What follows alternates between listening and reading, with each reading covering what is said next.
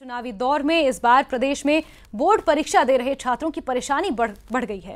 विधानसभा चुनाव में शिक्षकों की ड्यूटी के कारण वैसे ही छात्रों का कोर्स अधूरा है। वहीं अब शिक्षकों की ड्यूटी लोकसभा चुनाव को लेकर लगाई गई है, जबकि परीक्षा सिर पर है।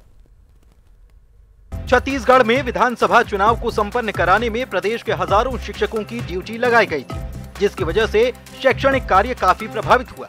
आने वाले कुछ महीने के भीतर लोकसभा का चुनाव होना है, जिसकी तैयारियों में अब मिडिल और प्राइमरी स्कूलों के शिक्षक चुनाव कार्यों के लिए ड्यूटी पर लगाए गए हैं, जिसकी वजह से पठन पाठन का काम एक बार फिर से प्रभावित हो रहा है।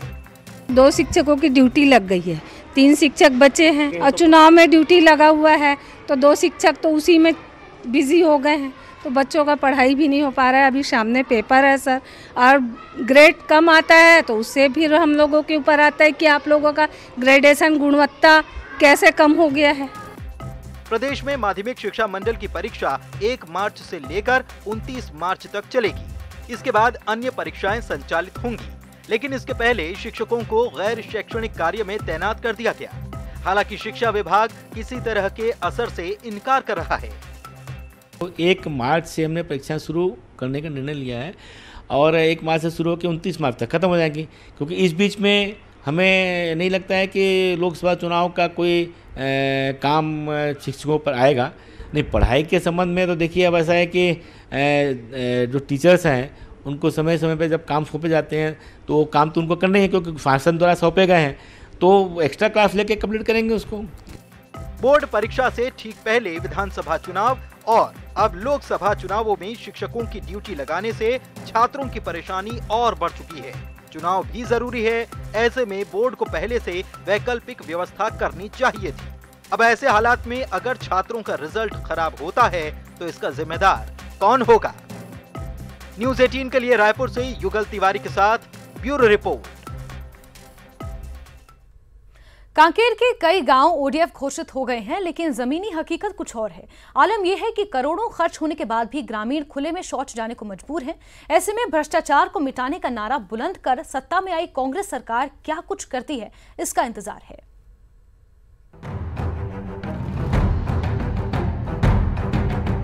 कांकेर में भी स्वच्छता अभियान के नाम पर जमकर धांधली हुई है। नक्सल प्रभावित कांकेर के कई गांव में शौचालय बनाने की खानापूर्ति पर वाहवाही भी लूटी गई, लेकिन जमीनी हकीकत कुछ और ही है। शौचालय भी ठीक नहीं है, पूरा जंगल में जाते हैं, बाहर बना ही नहीं है, अधूरा है।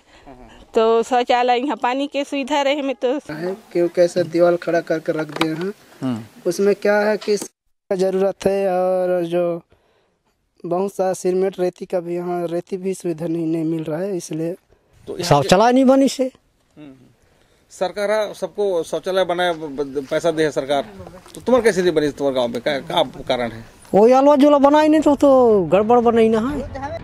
कांकेर जिले में अब तक कुल 1,16,000 शौचालयों का निर्माण कराया गया है और उस पर लगभग 70 करोड़ रुपए खर्च किए गए हैं। सरकारी आंकड़ों में इन राशियों से पूरे जिले में शौचालय का निर्माण पूर्ण कर दिया गया है और 70 करोड़ रुपए खर्च कर डाले गए हैं। साथ ही जिले को एक नंबर बताकर ओडीएफ का सर्टिफिकेट भी ले लिया गया है।